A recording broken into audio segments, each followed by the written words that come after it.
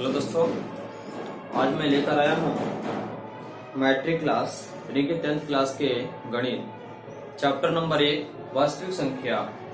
जो कि अगर आप वास्तविक संख्या के अगर सारे प्रश्न को बनाना चाह रहे हैं तो प्रश्न बनाने से पहले जरूरी होता है कि उसकी बेसिक जानकारी, क्योंकि अगर बेसिक जानकारी अच्छे ढंग से हो जाती है तो उस चैप्टर के मैथ बनाने में यानी प्रश्न बनाने में किसी प्रकार की परेशानी नहीं होती। इसलिए हमें उस क्वेश्चन को बनाने से पहले जरूरी होता है कि उसके पैटर्न को समझना, और हम इसी हिसाब से आपको पैटर्न समझाएंगे ताकि आपकी कुछ दिन तक याद रहे। और साथ ही साथ अगर आप चाहें तो घर में छोटे भाई बहन हो या किसी को भी आप पढ़ा सकते हैं, बता सकते हैं। इसलिए आप वीडियो को अंत तक देखेंगे और मेरे चैनल को सब्सक्राइब कर लेंगे ताकि जितना भी हम वीडियो डालेंगे वे सभी के सभी आपके पास पहुंचे और आप उसके अनुसार से वीडियो को देख करके आप आसानी से अपनी तैयारी को पूरी कर लें।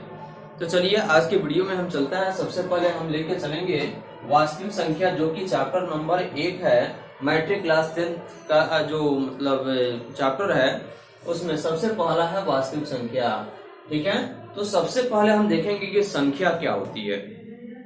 ठीक है, तो संख्या का मतलब होता है 1 2 3 4 में शून्य भी शामिल होता है। यह सारे अंक को हम क्या कहते हैं, संख्या कहते हैं। और किसी भी प्रश्न को बनाने से पहले संख्या के बारे में भी जानना जरूरी होता है। तो सबसे पहले हम देखेंगे कि संख्या क्या है, यह संख्या कितने प्रकार का होता है। तो हम जानते हैं कि संख्या के दो भाग होते हैं, पहला वास्तविक संख्या और दूसरा काल्पनिक संख्या। ठीक है, तो वास्तविक संख्या यानी कि जो निश्चित होता है, जो नियत होता है, उसको हम वास्तविक संख्या कहते हैं। जबकि काल्पनिक संख्या जो होता है वह आपका नियत नहीं होता है, यानी क्योंकि उसको कल्पना करके बनाया जाता है। तो हमें मैट्रिक क्लास का जो सिलेबस है उसमें हमें काल्पनिक संख्या के बारे में नहीं पढ़ना है, क्योंकि काल्पनिक संख्या के बारे में अगर हमें पढ़नी है तो यह इंटर क्लास के 11th क्लास जो है उसी के मैथ में दिया गया है। तो हमें काल्पनिक संख्या के बारे में अगर पढ़नी होगी तो इंटर क्लास में पढ़ेंगे, लेकिन हमें मैट्रिक क्लास में 10th क्लास में पढ़ना है तो सबसे पहले हमें वास्तविक संख्या के बारे में पढ़ेंगे। तो हमें जानता है कि वास्तविक संख्या के कितने प्रकार होते हैं, यानी कि वास्तविक संख्या के बारे में हम पढ़ेंगे। और चैप्टर नंबर 1 का जो फर्स्ट प्रश्न है वह आपका वास्तविक संख्या ही आपका टॉपिक है। तो सबसे पहले हम देखेंगे कि वास्तविक संख्या कितने प्रकार की होती है। तो वास्तविक संख्या निम्न प्रकार की होती है, जैसे प्राकृत संख्या, पूर्ण संख्या, परिमेय संख्या, अपरिमेय संख्या, पूर्णांक संख्या। ठीक है, तो सबसे पहले हम देखेंगे कि प्राकृत संख्या किसे कहते हैं, क्योंकि यह वास्तविक संख्या का भाग है, इसलिए हमें इसके बारे में जानकारी सबसे ज्यादा जरूरी है कि हम इस प्राकृत संख्या के बारे में जानेंगे। तो हम जानते हैं कि गिनती की जो जितनी संख्या होती है, जैसे 1 से लेकर के और अनंत तक, यानी कि इसका कोई अंत नहीं होता है। जैसे 1 2 3 4 5 6 करके अनंत तक जितनी भी संख्या को हम गिनते हैं वे सारी संख्या को हम क्या कहते हैं, सारी संख्या को हम प्राकृत संख्या कहते हैं, जिसको अंग्रेजी में होल नंबर के नाम से जाना जाता है। अंग्रेजी में नेचुरल नंबर कहते हैं, प्राकृत संख्या को हम नेचुरल नंबर कहते हैं। इसका संकेत जो होता है वह n से सूचित करते हैं। इसमें प्राकृत संख्या जैसे 1 2 3 से लेकर के अनंत तक जितनी भी संख्या होती है वे सारी संख्या को हम प्राकृत संख्या कहते हैं। उसके बाद है पूर्ण संख्या, यानी कि पूर्ण संख्या को अंग्रेजी में होल नंबर कहते हैं और इसका संकेत जो होता है वह W से हम सूचित करते हैं।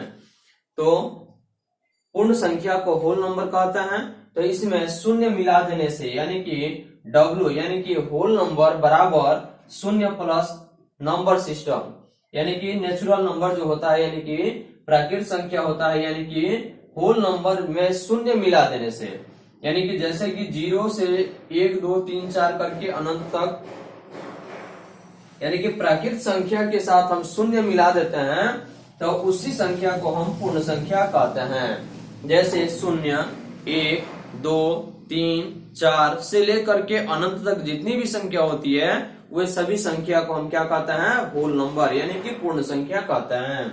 समझ में आ रहा है? ठीक है, तो इसके बाद हम ये देखेंगे कि अब इसके बाद होता है पूर्णांक संख्या, यानी कि हम तो जान गए कि प्राकृत संख्या किसे कहते हैं। तो 1 2 3 4 यानी गिनती की संख्या को प्राकृत संख्या कहते हैं, जबकि पूर्ण संख्या यानी कि गिनती की संख्या में शून्य मिला देने से वह संख्या जो बनता है वह आपका पूर्ण संख्या बनता है। ठीक है, चलिए अब आगे देखते हैं हम पूर्णांक संख्या।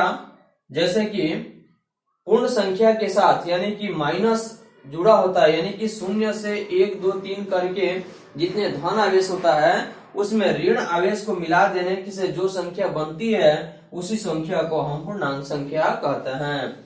जैसे यहाँ 0 एक नियत बिंदु हो गया, तो 0 से जितने हम प्लस में जाएंगे उतना ही हम माइनस में जाएंगे, यानी कि 0 में यानी कि प्लस के साथ अगर 0 यानी कि ऋणात्मक को हम जोड़ देते हैं तो ये सारे संख्या को हम पूर्णांक संख्या के नाम से जानते हैं या पूर्णांक संख्या कहते हैं। ठीक है, उसके बाद है परिमेय संख्या, यानी कि हम जानते हैं कि प्राकृत संख्या, पूर्ण संख्या, पूर्णांक संख्या जान गए, लेकिन अब हमें वास्तविक संख्या बनाने के लिए हमें परिमेय संख्या की भी जानकारी अति आवश्यक है। तो परिमेय संख्या वह संख्या जिसे P/Q के रूप में लिख सकते हैं, वैसी संख्या को हम परिमेय संख्या कहते हैं। यानी कि वह संख्या जिसे P/Q के रूप में हम लिखते हैं वैसी संख्या को हम क्या कहते हैं, परिमेय संख्या कहते हैं। P/Q यानी कि P/Q के रूप में हम परिमेय संख्या को लिखेंगे, लेकिन यहाँ पे P बराबर नहीं है किसके, यानी कि 0 के। ठीक है, तो P और Q यह आपका क्या है, पूर्णांक संख्या है। ठीक है, तो HCF इसका हम लेकर के चलेंगे तो P Q का जो HCF होगा यानी कि लघुत्तम समापवर्त नहीं बल्कि महत्तम समापवर्त जो होगा वह आपका क्या होगा, यानी कि 1 होनी चाहिए। और इसका मान जैसे कि 0 अगर हो गया तो 0 आपका परिमेय संख्या हो गया, जबकि आपका 0 यानी कि 1/0 जो हो गया तो वह आपका परिमेय संख्या नहीं है, क्योंकि बटा के रूप में जो हो गया वह आपका परिमेय संख्या नहीं होता है, क्योंकि Q का मान हमेशा 0 नहीं होने चाहिए, यानी कि यह Q बराबर नहीं है 0 के। तो 0 आपका परिमेय संख्या हो गया और 1/0 यह परिमेय संख्या नहीं है। क्यों? क्योंकि बटा में Q का मान हमेशा 0 नहीं होता है, इसलिए यह क्या हो गया आपका, यह परिमेय संख्या हो गया। 1/3 यह भी आपका परिमेय संख्या है क्योंकि इसका मान नहीं बदलेगा, लेकिन 2/4 जो है यह आपका परिमेय संख्या नहीं है, क्योंकि 2/4 का जो मान होता है वह परिवर्तित हो जाता है, यानी कि उसको हम बदल सकते हैं। इसलिए हम क्या कहेंगे, 2/4 का जो मान होगा उसको हम 1/2 के रूप में भी लिख सकते हैं, क्योंकि यह 2 का मान यानी कि 2 1 से कट जाएगा और 2 यानी कि 1/2 मान हो जाएगा। इसलिए 2/4 को हम परिमेय संख्या नहीं कहेंगे, जबकि 1/2 को हम परिमेय संख्या कहेंगे। ठीक है, समझ में आ रहा है? चलिए अब आगे देखते हैं हम यहाँ पे। अब अपरिमेय संख्या हमें देखना है कि अपरिमेय संख्या क्या है या किसे कहते हैं। तो जितनी भी अभाज्य संख्या है यानी कि अभाज्य संख्या को हम क्या कहते हैं, अपरिमेय संख्या कहते हैं, जबकि परिमेय संख्या वह संख्या जिसे P/Q के रूप में लिख सकते हैं और Q का मान हमेशा 0 के बराबर नहीं होता है, उसे हम क्या कहेंगे, परिमेय संख्या कहेंगे। जबकि अपरिमेय संख्या वह संख्या जो हमेशा अभाज्य होता है, यानी कि अभाज्य और भाज्य का अर्थ यही होता है कि भाज्य जिसमें स्वयं और 0 1 के साथ साथ अन्य सारे अंकों के साथ उसमें भाग लग सके, यानी कि 1 के अलावा किसी अन्य भाग से भी यानी भाग लग सके, उसे हम भाज्य संख्या कहते हैं। और अभाज्य का मतलब होता है जिसमें भाग नहीं लगे, जैसे √2, √3, √5 और √7 यह जो हो गया यह आपका क्या हो गया, यह अपरिमेय संख्या हो गया। और 0.001 यानी कि यह एक अशांत के रूप में होगा, इसलिए यह भी जो संख्या होगा यह आपका अपरिमेय संख्या होगा। अब हम चलते हैं क्वेश्चन नंबर बनाने के पहले हमें क्लास 10th क्लास का जो प्रश्न है उसमें वास्तविक संख्या है, और वास्तविक संख्या बनाने के लिए हमें सबसे पहले यूक्लिड विभाजन परिमेय के बारे में जानना हमें काफी महत्वपूर्ण है, क्योंकि जब तक हम नहीं जानेंगे यानी कि यूक्लिड विभाजन परिमेय के बारे में जब तक नहीं जानेंगे तब तक हम इस प्रश्न को नहीं बना सकते हैं। तो हम देखते हैं कि इसमें ए और बी यानी कि दो संख्या है, जैसे मानते हैं कि दो संख्या हो गया, एक संख्या हो गया आपका ए और दूसरा संख्या हो गया आपका बी, जबकि ए बड़ा है किससे, बी से, यानी कि यहाँ ए बी से बड़ा है तो बड़े वाले नंबर को ए बराबर बी क्यू प्लस आर के रूप में लिख सकते हैं। जैसे कि ए और बी दो संख्या हम लिए हैं यूक्लिड विभाजन में, तो दो संख्या जब लिए तो इसमें ए बड़ा है किससे, बी से, तो यहाँ ए बी से बड़ा है तो बड़े वाले नंबर को हमेशा यानी कि ए बराबर बी क्यू प्लस आर के रूप में लिख सकते हैं, जिसमें बी जो होगा भागफल होगा और यह आपका आर जो होगा यह शेषफल होगा। ठीक है, तो इसे बी क्यू के रूप में हम लिख सकते हैं। जैसे हम देखते हैं यहाँ पे 5/a यानी कि दो संख्या हो गया, जैसे कि ए संख्या ए और दूसरी संख्या बी हो गया, तो ये संख्या जो है यह बी संख्या से बड़ी है ना, तो ए संख्या जो है बी संख्या से बड़ी है, तो यानी कि ए की मान 5 है और बी का मान कितना है, 2 है, तो हम जानते हैं कि भाग विधि बनाने की अगर आवश्यकता पड़ती है तो हमेशा यानी कि कम वाले संख्या से बड़ी वाली संख्या में भाग लगाते हैं। तो हम देखेंगे कि 2 से 5 में भाग देने पर यह आपका भागफल कितना आएगा, भागफल 2 आएगा, जबकि शेषफल आपका 1 आएगा। तो यह यूक्लिड विभाजन परिमेय जो वास्तविक संख्या के प्रश्न जब आप बनाएंगे इसके बाद वाले वीडियो में, तो उसमें बनाने में यह काफी सहूलियत सिद्ध होगी। इसलिए हमें इसमें यह जानना जरूरी है कि a बराबर बी क्यू प्लस आर, यानी कि a बराबर बी क्यू प्लस आर के रूप में हम लिखते हैं किसको, यानी कि यूक्लिड विभाजन परिमेय के द्वारा जो हम साबित करेंगे तो उसमें a बराबर बी क्यू प्लस आर यह यूक्लिड विभाजन परिमेय का यह सूत्र होता है। इसको जानना काफी जरूरी होता है, क्योंकि जब तक हम नहीं जानेंगे तब तक इसमें वास्तविक संख्या का यूक्लिड विभाजन परिमेय जो है वह हम नहीं बना सकते हैं। ठीक है, तो सबसे मेन जरूरी है कि हमको इसको जानना कि यह किस प्रकार से होगा और कैसे हम इसको बनाएंगे। जब तक हम इसके फॉर्मूला को या सूत्र को नहीं जानेंगे तब तक हम गणित के किसी भी प्रश्न को हम नहीं बना सकते हैं। तो इसलिए हमें सबसे ज्यादा जरूरी है कि किसी भी टॉपिक को बनाने से पहले उसके बेसिक की जानकारी रखना, ताकि प्रश्न बनाने में काफी सहूलियत सिद्ध हो। तो देखिए यहाँ पे एक देखे हैं कि a यानी कि b यानी कि a बड़ा है किससे, b से बड़ा है, तो a का मान 5 है और b का मान 2 है, तो 2 से 5 में भाग देने पर आपका भागफल कितना आया, 2 आ गया, जबकि शेषफल कितना आया, शेषफल आपका 1 आ गया।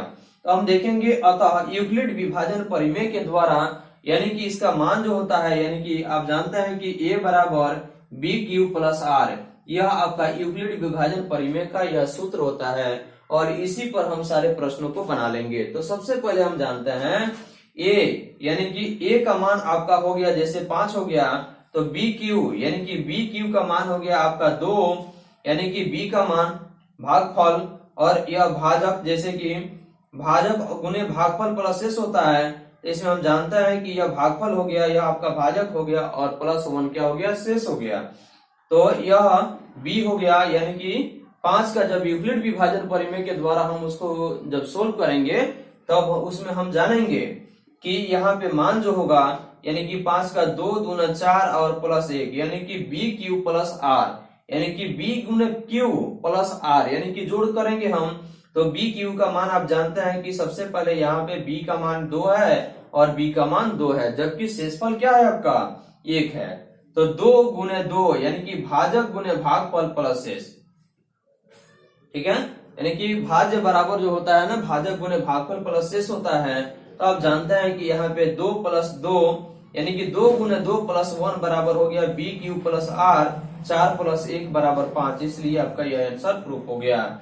तो यूक्लिड विभाजन परिमेय सूत्र को बनाने के पहले यानी कि प्रश्न को बनाने के पहले ये वास्तविक संख्या जो है इसको बनाने से पहले और सबसे ज्यादा जरूरी है कि यह टोटल टॉपिक को हमें देखना, क्योंकि जब इसको अच्छे ढंग से हम समझ लेंगे और बना लेंगे तो हमें अगले चैप्टर में यानी कि प्रश्न को बनाने में किसी भी प्रकार की परेशानी नहीं होगी। इसलिए इस वीडियो को अंत तक देखिएगा और अच्छे से समझिएगा, ताकि इसके बाद वाला जो टॉपिक होगा, अगला जो चैप्टर शुरू करेंगे वास्तविक संख्या, उसको बनाने में काफी आपको सहूलियत सिद्ध हो। यहाँ तक कि आप इस सूत्र के आधार पर या इस टॉपिक के आधार पर आप अगले चैप्टर के प्रश्न को भी बना सकते हैं। इसलिए अंत तक मेरे वीडियो को देखिए, समझिए, लाइक कीजिए, शेयर कीजिए और चैनल को सब्सक्राइब कीजिए ताकि सभी नोटिफिकेशन आपको मिलता रहे।